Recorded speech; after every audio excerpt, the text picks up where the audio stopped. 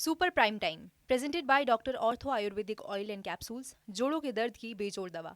नमस्कार, super prime time में आपका स्वागत है। वक्त हो गया है देखने का देश दुनिया की तमाम बड़ी और अहम खबरें अगले 1 घंटे तक लगातार। तो आइए करते हैं शुरुआत। 26-27 जून की दरमियानी रात जम्मू एयरफोर्स स्टेशन पर ड्रोन अटैक हुआ। धमाका लो इंटेंसिटी का था, जिसके चलते नुकसान तो कम हुआ, लेकिन इस घटना के बाद से लगातार पाकिस्तान की तरफ से ड्रोन घुसपैठ कर रहे हैं, सरहदी इलाकों के आसपास मंडरा रहे हैं। आज भी जम्मू के 2 अलग अलग इलाकों में पाकिस्तानी ड्रोन देखे गए और इसके पीछे की वजह है जनरल बाजवा का प्लान जुलाई। लेकिन सवाल तो यह है कि बार बार पाकिस्तान इन बारूदी परिंदों के जरिए कौन सी साजिश रच रहा है? क्या बाजवा की ब्रिगेड का मकसद हिंदुस्तान को उकसाना है? क्योंकि पाकिस्तान जो हिमाकत कर रहा है, उससे एक बात तो साफ है कि अगर भारत ने अपना रौद्र रूप दिखाया तो उसकी सारी आसमानी साजिश ढेर हो जाएगी। बाजवा की एक गलती पाकिस्तान के परखच्चे उड़ा देगी। आखिर कैसे, आप खुद देखिए। हिंदुस्तान के खिलाफ पाकिस्तान का मिशन ड्रोन लगातार जारी है। 120 घंटों में चौथी बार, जी हां, चौथी बार पाकिस्तानी ड्रोन सरहद पार से घुसपैठ करते दिखाई दिए। जम्मू के अलग अलग इलाकों में मौजूद सैन्य ठिकानों की रेकी करते नजर आए। बाजवा एंड कंपनी की हवाई साजिश का सबसे ताजा सबूत आखिर कहां मिला? वो कौन से इलाके हैं जहां पर आसमान में संदिग्ध ड्रोन मंडराते दिखाई दिए? पहले आप उसके बारे में जानिए। नई साजिश। इस बार पाकिस्तान की तरफ से कालूचक और कुंजवानी इलाके में ड्रोन ने घुसपैठ की कोशिश की। 30 जून की सुबह 4:40 से सुबह 5 बजे के बीच 3 ड्रोन देखे गए। खबर, कुछ देर बाद तीनों ड्रोन गायब हो गए।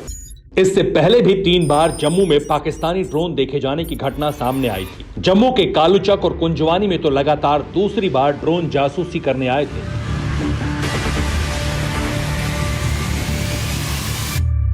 हैरानी की बात यह है कि इन दोनों इलाकों में 1 नहीं, 2 नहीं, बल्कि 3 ड्रोन देखे गए। हालांकि इन ड्रोन को लेकर अब तक सेना की तरफ से कोई आधिकारिक पुष्टि तो नहीं की गई, मगर इस घटना के बाद पूरे जम्मू में हाई अलर्ट जरूर घोषित कर दिया गया है।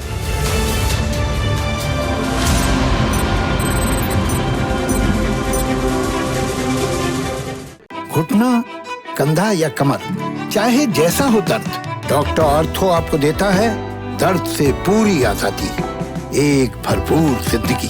ये कोई टेम्परेरी पेन किलर नहीं, आयुर्वेदिक औषधि है। इस समय मैं मौजूद हूँ जम्मू पठानकोट नेशनल हाईवे पर।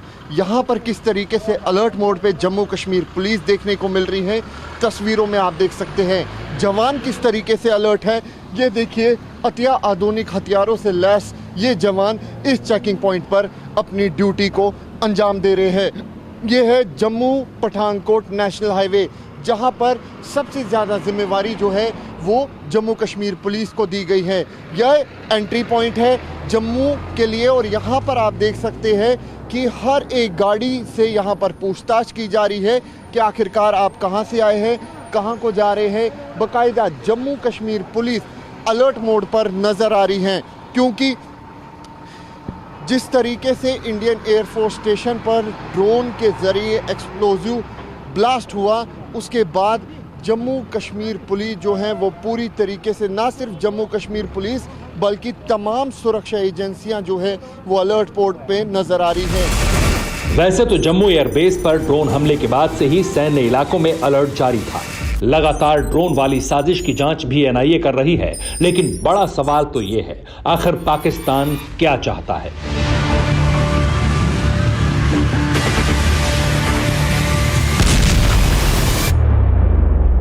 क्या वो ऑपरेशन उड़नदस्ता के चलते हिंदुस्तान को उकसाने की कोशिश कर रहा है, या फिर ड्रोन घुसपैठ के पीछे बाजवा ब्रिगेड कुछ बड़ा प्लान कर रही है?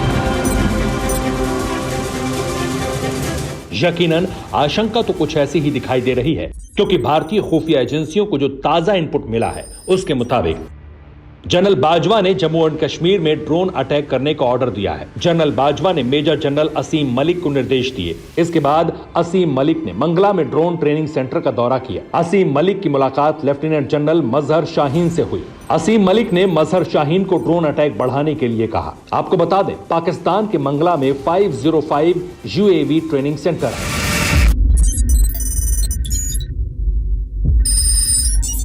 इसके बाद से ही 26-27 जून की दरमियानी रात को इंटरनेशनल बॉर्डर से महज 14 किलोमीटर दूर धमाका किया गया।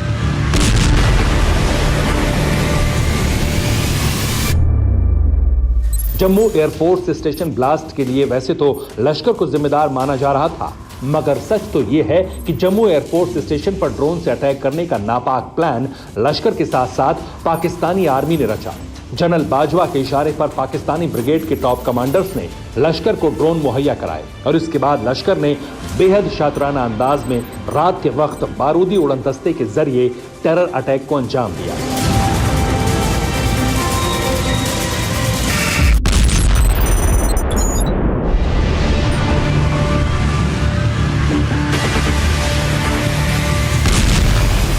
अब बड़ी चुनौती ये है कि ड्रोन से जिस तरह कई किलोमीटर तक एम्यूनेशन लोड करके अटैक किया जा सकता है, उसके लिए जम्मू कश्मीर में इंडियन आर्मी से लेकर जम्मू कश्मीर पुलिस और सीआरपीएफ काउंटर स्ट्रैटेजी तैयार कर रही है और लगातार पिछले 3 दिन से कई बैठकें सुरक्षा बलों की, इंटेलिजेंस की, आईबी की और अन्य सुरक्षा एजेंसीज की हुई और खासतौर पर लाइन ऑफ कंट्रोल से लेकर कश्मीर घाटी के अंदरूनी इलाकों में अलर्ट जारी कर दिया गया और फिलहाल तमाम सुरक्षा एजेंसीज जम्मू में एयरफोर्स स्टेशन पर ड्रोन के जरिए हुए हमले की जांच कर रहे हैं और कहीं ना कहीं कई ऐसे ड्रोन हैं जिनमें 10 से 15 किलो तक का लोड उठाकर कहीं से कहीं तक भेजा जा सकता है। और हाल ही में जिस तरह ड्रोन के जरिए हमला किया गया, ये बहुत ही बड़ी चुनौती है और इस चुनौती से निपटने के लिए तमाम तैयारियां की जा रही है। आतंकी हमले में क्वाड कॉपर ड्रोन का इस्तेमाल किया गया और उसके बाद लगातार जो पाकिस्तानी ड्रोन जम्मू के अलग अलग इलाकों में देखे जा रहे हैं वो भी क्वाड कॉपर ही हैं। यानी बीते 4 दिनों से पाकिस्तान बार बार ड्रोन भेजकर भारतीय सैन्य अड्डों की खुफिया जानकारी जुटाने की कोशिश कर रहा है, लेकिन पाकिस्तान सिर्फ आसमानी साजिश का ही ब्लूप्रिंट तैयार नहीं कर रहा, बल्कि इसके साथ साथ समंदर के भीतर भी बाजवा एंड कंपनी का साइलेंट अटैक प्लान रेडी हो रहा है, वो भी चोरी छिपे, बिना किसी को भनक लगे।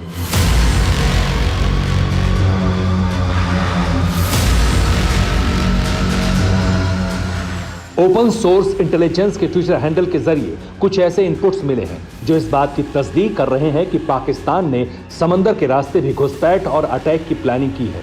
ओपन सोर्स डी आतिश ने कराची पोर्ट पर खड़ी एक सबमरीन की तस्वीर रिलीज की है। सैटेलाइट तस्वीरों में साफ देखा जा सकता है कि कराची नौसैनिक अड्डे पर सीक्रेट पनडुब्बी की मरम्मत का काम जारी है।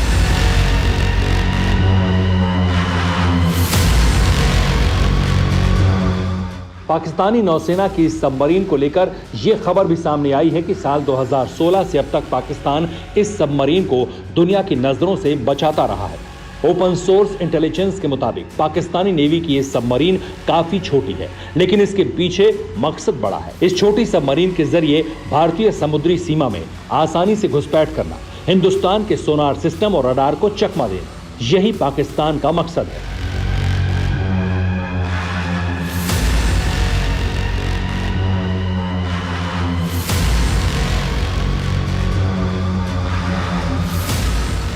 असल में पाकिस्तान के पाप का घड़ा भर चुका है, इसलिए वो भारत के खिलाफ तमाम तरह की साजिशें रच रहा है ताकि नापाक मंसूबों को पूरा कर सके। लेकिन यकीन मानिए ये कतई मुमकिन नहीं है, क्योंकि हिंदुस्तान के जंगी खाने में ऐसे विध्वंसक मौजूद हैं जो पलक झपकते ही दुश्मन मुल्क के हर हथियार, हर प्लान को तबाह कर सकते हैं, धुआं धुआं कर सकते हैं। Bureau report, TV9 Bharatvarsh. दुनिया के कई मुल्कों में कोरोना की फिर से वापसी हो चुकी है। ब्रिटेन में 5 महीने के बाद एक दिन में 22,000 से ज्यादा नए केस मिले हैं। ज्यादातर मामले कोरोना के डेल्टा वेरिएंट के हैं। रूस में भी कमोबेश ऐसी ही स्थिति है। रूस में हर रोज मौत का आंकड़ा 600 के ऊपर पहुंच चुका है। रूस में इस वक्त 4.25 लाख से ज्यादा कोरोना के मरीज हैं। डराने वाली बात यह है कि जिस ऑस्ट्रेलिया से कोरोना की विदाई हो चुकी थी, वहां भी इस वायरस की वापसी हो चुकी है। स्थिति यह है कि ऑस्ट्रेलिया के 4 शहरों में फिर से लॉकडाउन लगा दिया गया है। फिर पाबंदियां, फिर वीरानगी, फिर सन्नाटा, फिर से घोर एहतियातों में लिपटे हैं ऑस्ट्रेलिया के 4 शहर, जहां वुहान वायरस ने वापसी की। कोरोना मुक्त हो चुके ऑस्ट्रेलिया में अदृश्य महामारी फिर से लोगों को डराने लगी और इस बार डेल्टा वेरिएंट और ज्यादा मारक क्षमता के साथ दस्तक दे रहा है। लिहाजा ऑस्ट्रेलिया की सरकार ने पर्थ, ब्रिस्बेन, सिडनी और डार्विन में लॉकडाउन लगा दिया है। सरकारी आंकड़ों के मुताबिक इन चारों शहरों में कुल करीब 1 करोड़ लोग रहते हैं। किलर कोरोना को जीत चुके ऑस्ट्रेलिया में एक दिन में 50 मरीज मिलने से हड़कंप मचा हुआ है। ऑस्ट्रेलिया में इस वक्त 343 सक्रिय मरीज हैं। इनमें से एक की हालत गंभीर है। इनमें से ज्यादातर मामले न्यू साउथ वेल्स में हैं।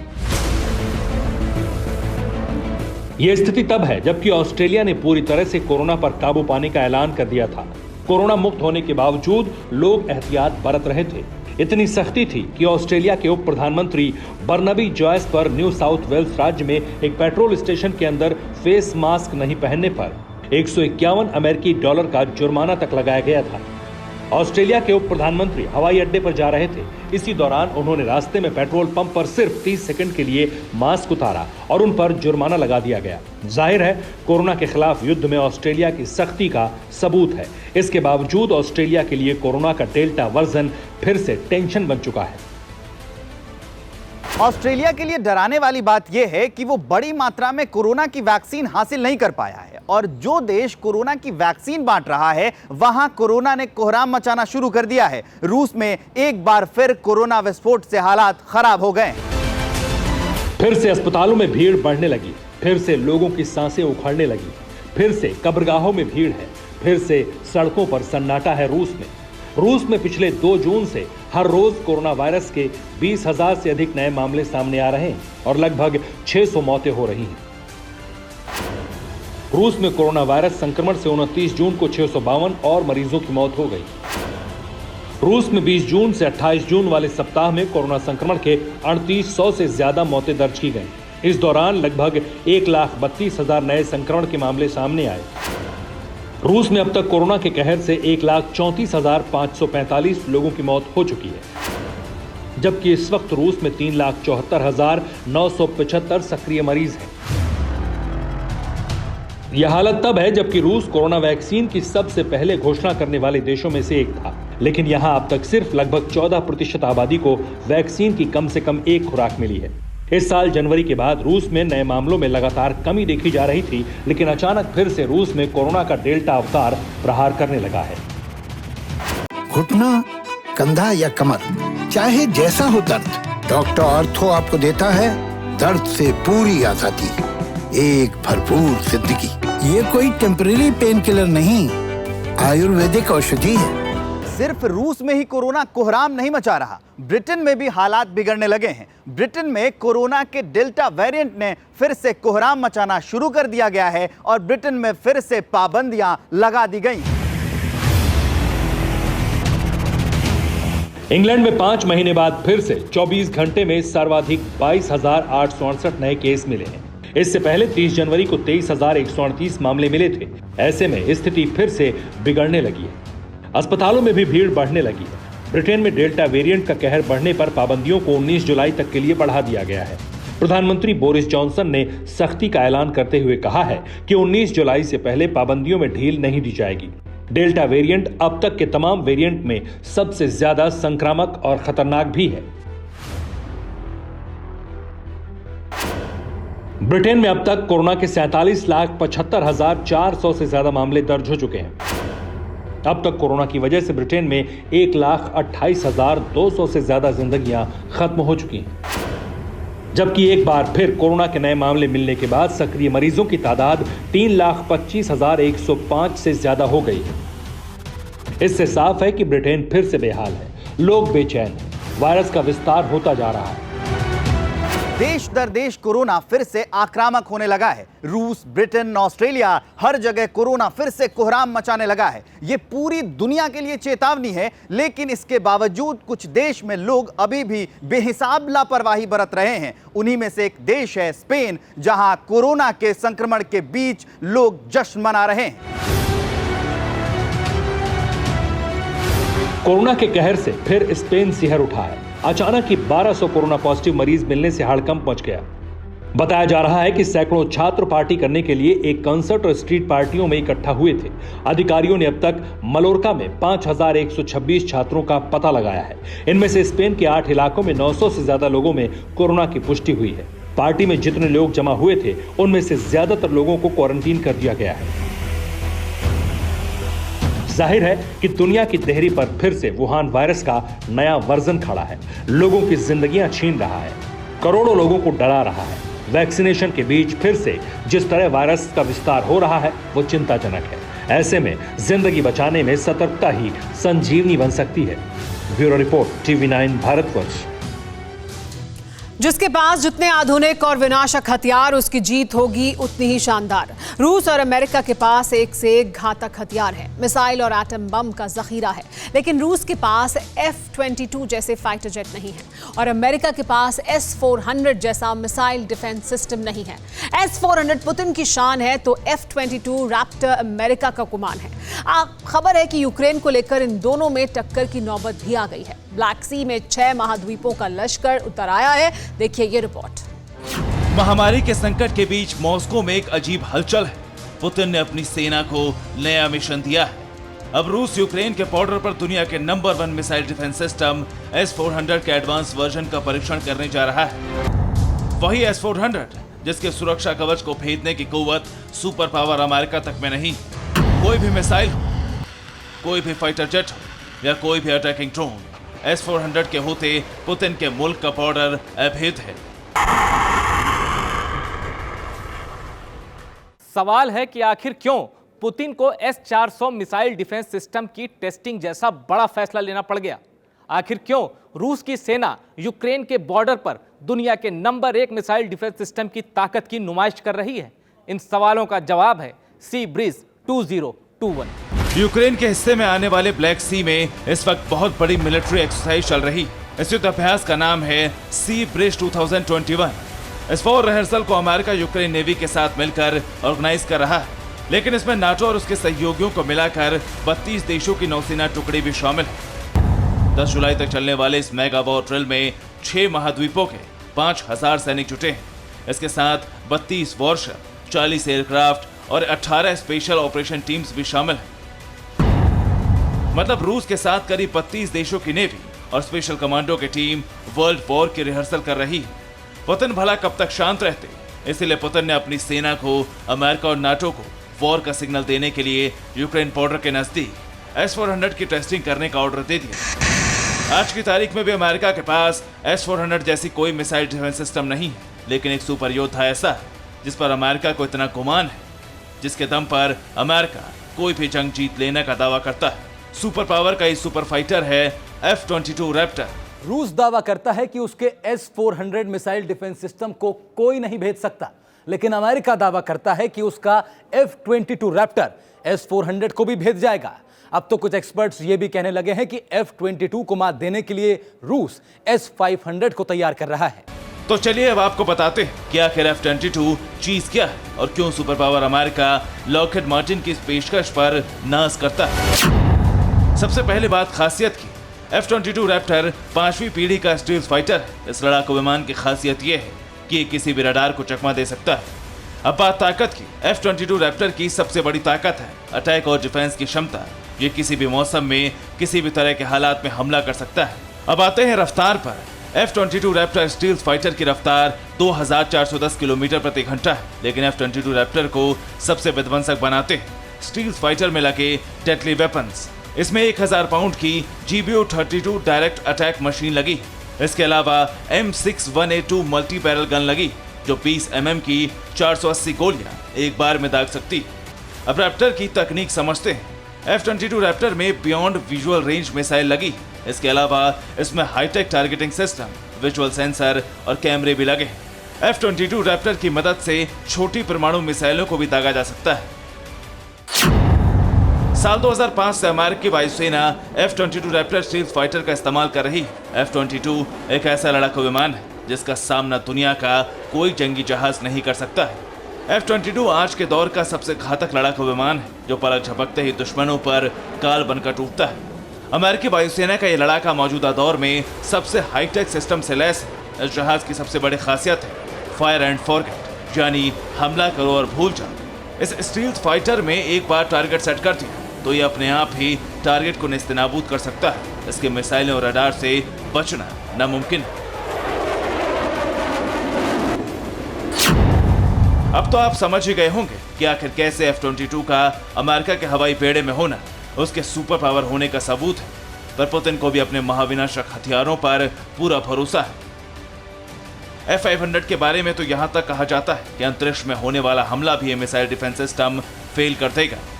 ऐसे में जंग अगर छिड़ी तो कयामत के बादल फिर दो मुल्कों पर ही नहीं बल्कि पूरी दुनिया पर मंडराने लगेंगे। Bureau report, TV9 Bharatvarsh. Imran Khan ने फिर एक बार चीन की तारीफों में कसीदे पढ़े हैं। एक चाइनीज न्यूज चैनल से बातचीत करते हुए पाकिस्तान के प्रधानमंत्री ने दावा किया कि चीन के साथ दोस्ती तोड़ने के लिए अमेरिका हमारे ऊपर दबाव डालता है। इमरान खान ने यह भी कहा कि पाकिस्तान का जब भी पड़ोसी देश के साथ संघर्ष होता है, चीन उनके साथ खड़ा होता है। चाइनीज कम्युनिस्ट पार्टी के शताब्दी समारोह से ठीक पहले इमरान खान शी जिनपिंग को खुश करने के लिए सारी लकीरें लांघ गए। ये लाल जश्न है चाइनीज कम्युनिस्ट पार्टी के शताब्दी समारोह की तैयारी का।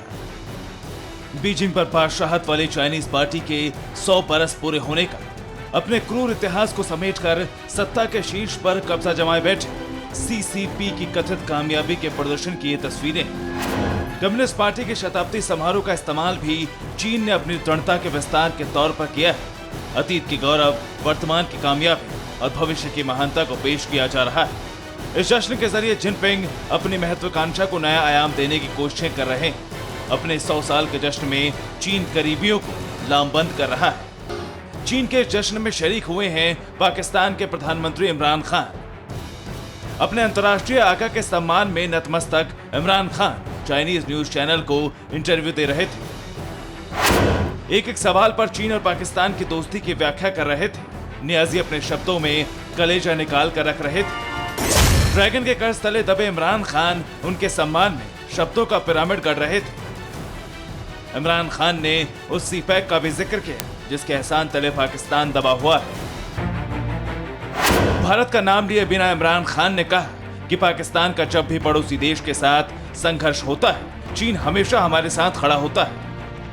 अंतर्राष्ट्रीय संबंधों का विश्लेषण करते हुए इमरान खान ने अमेरिका का भी जिक्र किया। जिस अमेरिका के हथियारों के दम पर अब तक पाकिस्तान कूदता रहा है, उसे दरकिनार कर चीन से संबंधों की प्रगाढ़ता की बात की तो चीन के न्यूज चैनलों में हेडलाइंस बन गई। यही चीन चाहता है, वही इमरान खान कर रहे हैं। इमरान खान विश्वासघाती मुल्क का मान बढ़ाने में जुटे। इस जश्न के जरिए शी जिनपिंग का मकसद चीन की उदारता को पेश करना है और इमरान खान जैसे नेता कठपुतली बनकर यही कर रहे हैं। Bureau report, TV9 Bharatvarsh.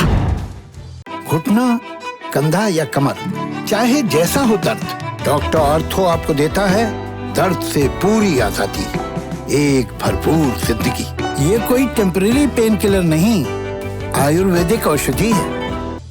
Madhya Pradesh के देवास जिले में मौजूद नेमावर में बड़े हत्याकांड का पर्दाफाश हुआ। नेमावर इलाके के एक ही परिवार के 5 लोग जो बीते 47 दिनों से लापता थे, उनकी लाश जमीन से 10 फीट नीचे गहरे गड्ढे में दफन मिली। आखिर कैसे 47 दिनों बाद सबसे जघन्य हत्याकांड का ये सनसनीखेज जानकारी सामने आई, आप जानेंगे तो चौंक जाएंगे। 47 दिनों बाद देवास जिले में सबसे जघन्य हत्याकांड का खुलासा हुआ। बीते 47 दिनों से देवास के नेमावर गांव में जो 5 लोग लापता थे, उनकी लाशों को जमीन खोद कर निकाला गया।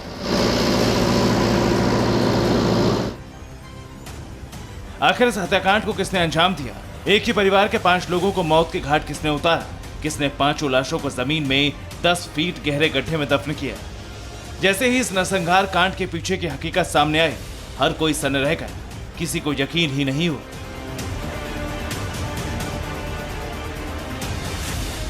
जी हां, देवास जिले के नेमावर में खेतों के बीच जो गड्ढा खोदा जा रहा है, इसी गड्ढे में एक साथ 5 लाशों को निकाला गया। इन 5 लोगों में 4 महिलाएं और एक युवक की लाश थी। बीते 13 मई से ये लोग लापता थे। गुमशुदगी की जांच जारी थी, लेकिन इसी बीच पुलिस को एक क्लू मिला, जिसके बिना पर एक आरोपी को गिरफ्तार किया गया। जैसे ही पूछताछ की गई, सनसनीखेज हत्याकांड का खुलासा हो गया।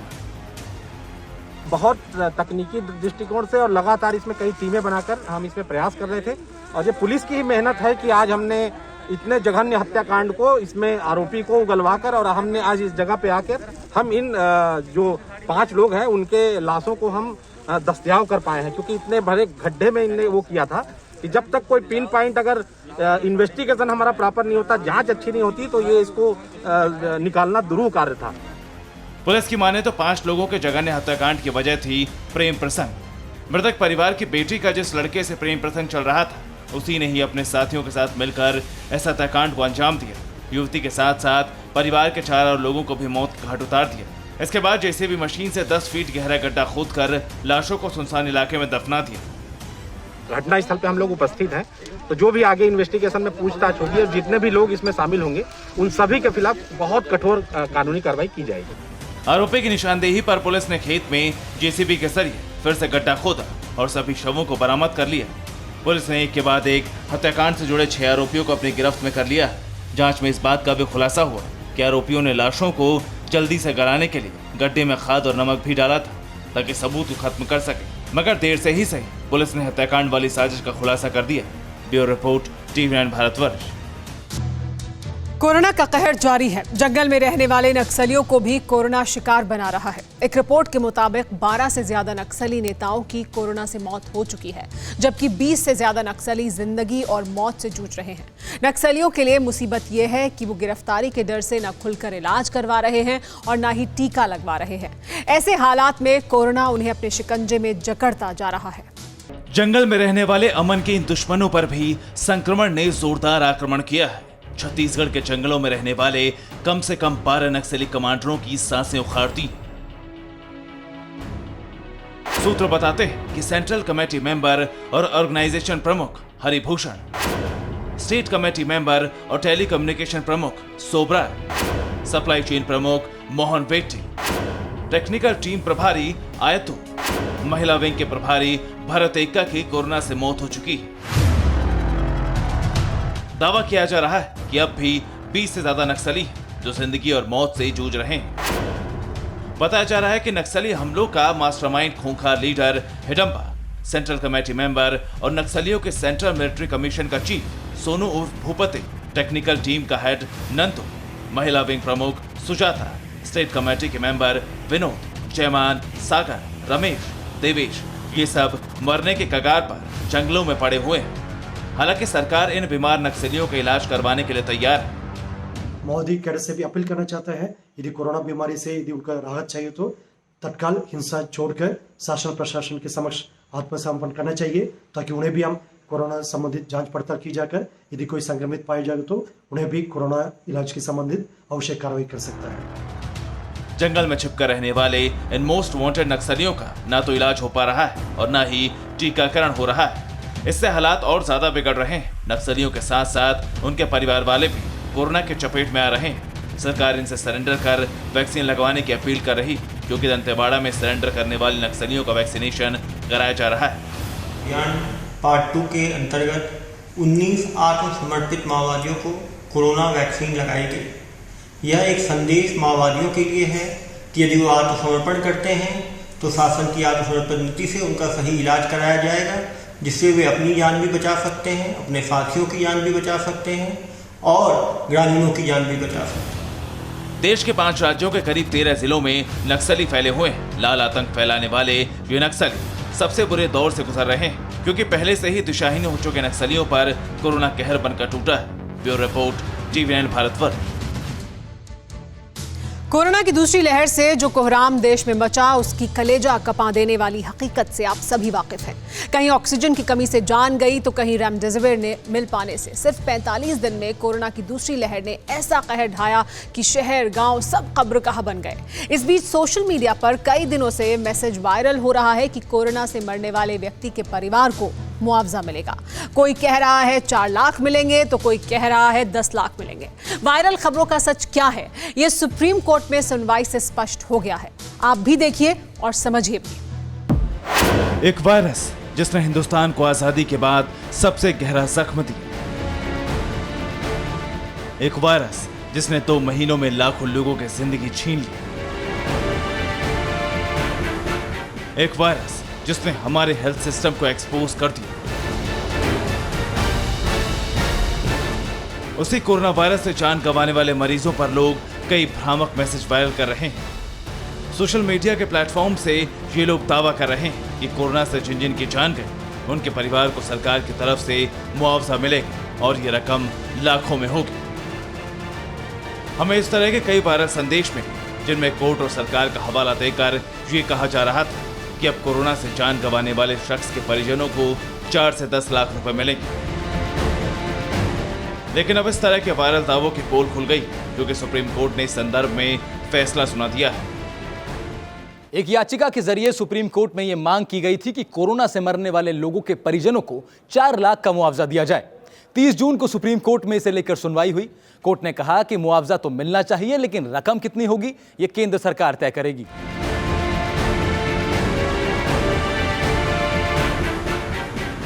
इसके अलावा देश की सबसे बड़ी अदालत ने कोविड-19 के कारण मरने वाले परिवारों को मुआवजे का भुगतान करने के लिए 6 हफ्ते के भीतर दिशा निर्देश तैयार करने का आदेश दिया है। जस्टिस अशोक भूषण की अगुवाई वाली बेंच ने राष्ट्रीय आपदा प्रबंधन प्राधिकरण यानी एनडीएमसी एक्ट की धारा 12 का जिक्र किया और सुनवाई के दौरान कहा कि चूंकि आपदा से होने वाली मौतों पर मुआवजे का प्रावधान है, इसलिए सरकार को मुआवजा देना चाहिए। इसके साथ ही सुप्रीम कोर्ट ने केंद्र सरकार की उस दलील को भी खारिज कर दिया जिसमें केंद्र की तरफ से ये कहा गया था कि डिजास्टर मैनेजमेंट एक्ट की धारा 12 का कोरोना के मुआवजे से लेना देना नहीं है।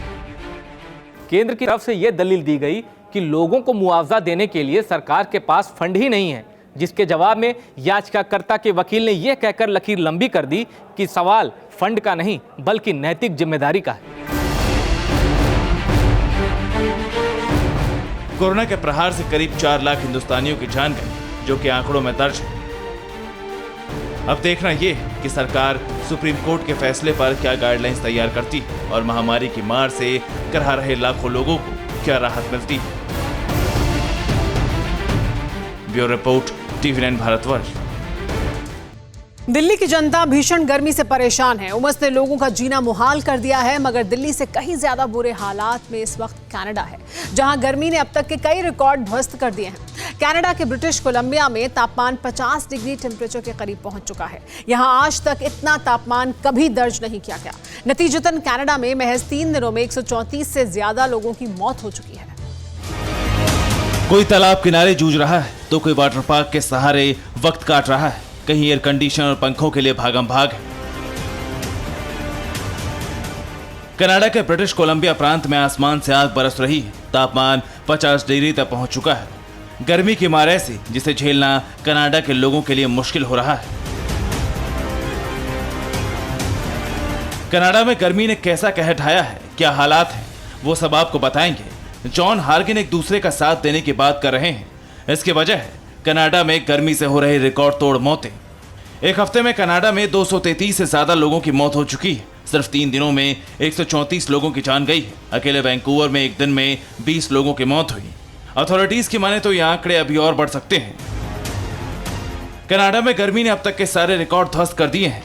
लिटिन गांव में अब तक का सबसे अधिक तापमान दर्ज किया गया है।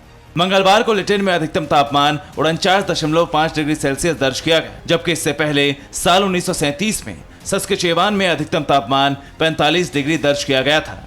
चेक क्रीक, ग्राउंड फोक्स, कैम्पलूस, ओसेयोस में भी तापमान 45 डिग्री के करीब पहुंच चुका है। एनवायर डिपार्टमेंट ने कनाडा के ब्रिटिश कोलंबिया, एल्बर्टा, सास्काचेवान और उत्तर पश्चिमी हिस्सों के कुछ इलाकों के लिए अलर्ट जारी किया है। स्कूल और कॉलेज बंद कर दिए गए हैं। कनाडा में गर्मी ने वो रूप दिखाया जिसकी कल्पना लोगों ने कभी नहीं की। ब्रिटिश कोलंबिया के 40% घरों में एसी नहीं है। भीषण गर्मी के चलते जगह जगह कूलिंग स्टेशन बनाए गए, जहां दर्जनों की संख्या में लोग गर्मी से खुद को बचाने की कोशिश कर रहे हैं। एसी पंखों की बिक्री भी अचानक बढ़ गई, जिसके चलते बाजारों में इनकी शॉर्टेज होने लगी है। कनाडा ने कभी सूरज की ऐसी मार नहीं देखी। सिर्फ इंसान ही नहीं, गर्मी का असर इंफ्रास्ट्रक्चर पर भी देखने को मिल रहा है। वैंकूवर में कुछ जगहों पर गर्मी के चलते सड़क उखड़ने लगी, फुटपाथ चटक गए। ऐसा इसलिए क्योंकि इतने ज्यादा तापमान के मुताबिक इन्हें तैयार ही नहीं किया गया था। कुछ जगहों पर पावर केबल के पिघलने की भी खबरें सामने आई हैं। मौसम विशेषज्ञों की माने तो इन सब की वजह क्लाइमेट चेंज है। ये आने वाले भविष्य का ट्रेलर है।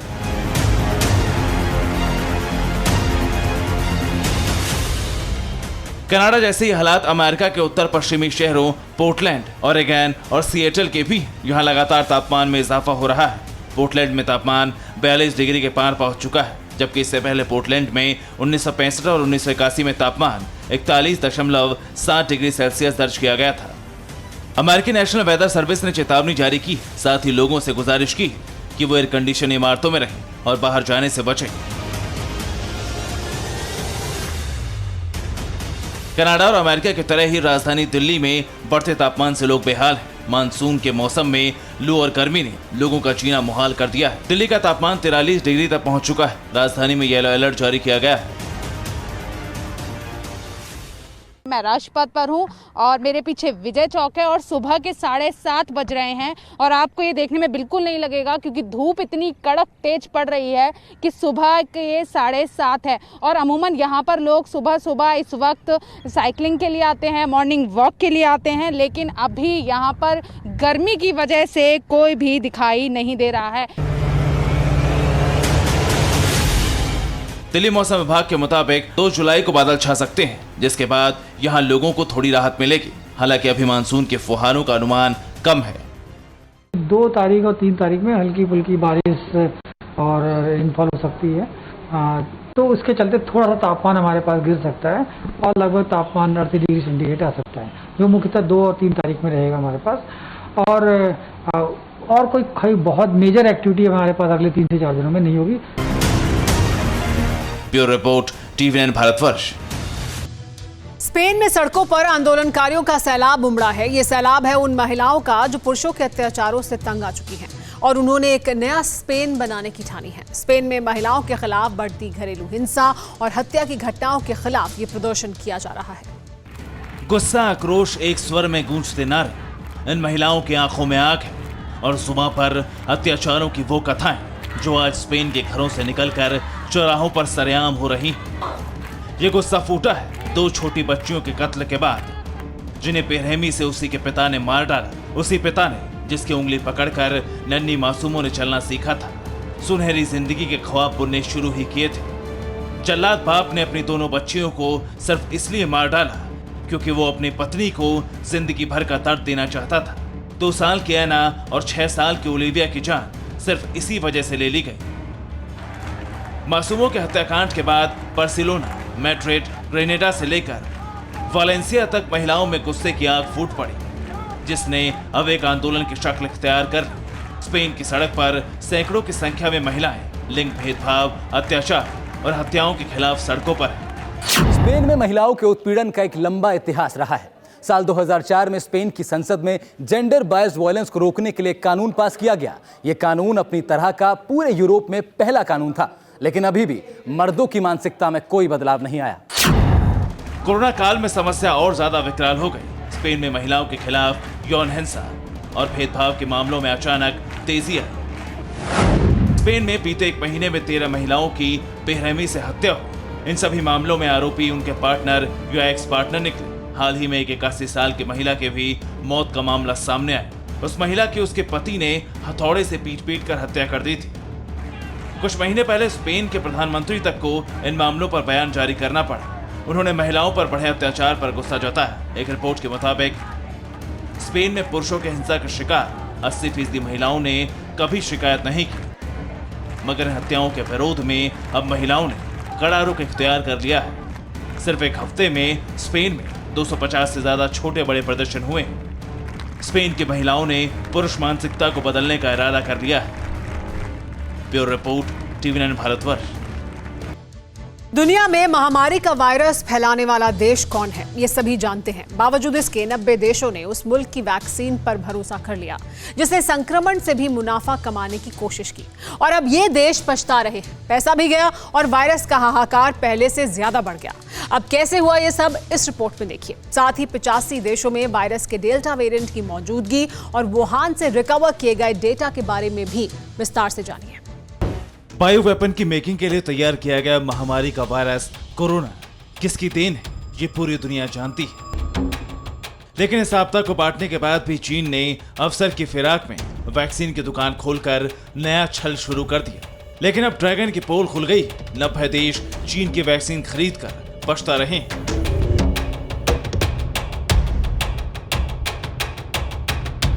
हालात ये है कि इन देशों में टीका लगाने के बावजूद आधी से ज्यादा आबादी कोरोना वायरस से संक्रमित हो गई और इस वक्त कई ऐसे देश हैं जहां चीनी वैक्सीन लगने के बावजूद केस तेजी के साथ बढ़ रहे हैं।